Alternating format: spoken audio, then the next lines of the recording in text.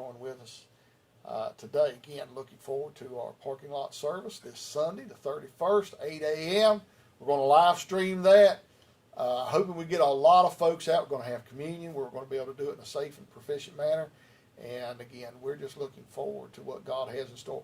Few things have begun to start here. We've had a few small meetings, but we still have to socially distance. We've got to do some different things.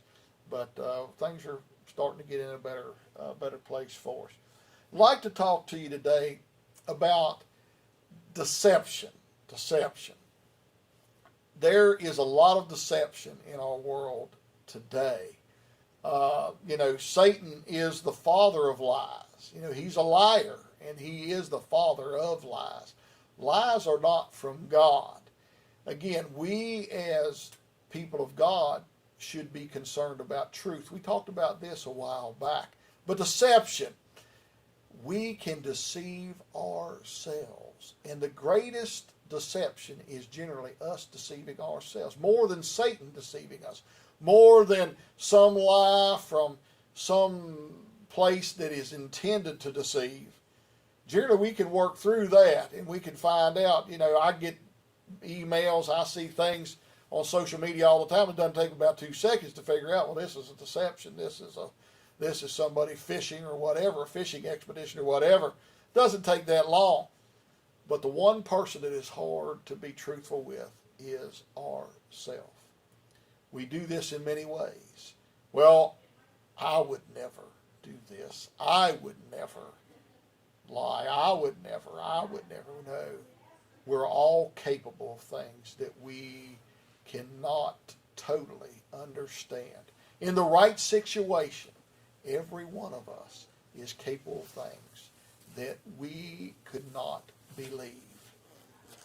We have got to understand that we can deceive ourselves. Well, I'm a better person than that. Well, I hope we are. But we have to understand it's very easy to deceive ourselves. In the right situation, we could all lie, we could all kill, we could all steal. We could all do things if we're truly honest with ourselves. There was a wonderful book written by a gentleman by the name of Elie Wiesel. Elie Wiesel was a Holocaust survivor.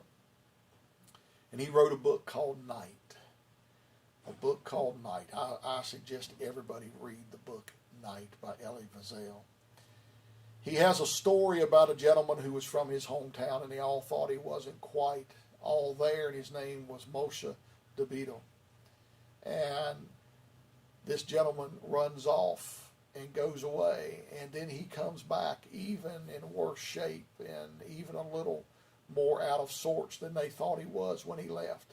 But what had happened is he had gone to another town. The Nazis had come in and had gathered and rounded up everybody who was Jews. And they had taken them out and they shot everybody. It was a massacre. And Moshe Davido was actually able to get away. And he told them, he said, they came and they took everybody and they killed them. They killed them all. And Elie Wiesel thinks to himself, wow, this is the 20th century. We're enlightened. People don't do that. Why would they kill all the people? Why would they do these things? He was in denial. And later, he ends up in a concentration camp. And his parents, his mother and sisters, actually the first night, go to the ovens and are killed that first night. His father lives until just a few hours before they are liberated by the Allied troops. But the thing that he came to discover is that the hearts of people can do evil. And that evil is a part of our world. And we're only deceiving ourselves if we think that we are not capable, just as those who did it to them did. We need to understand that we can deceive ourselves. I'm not saying we're all going to do evil, but we can deceive ourselves.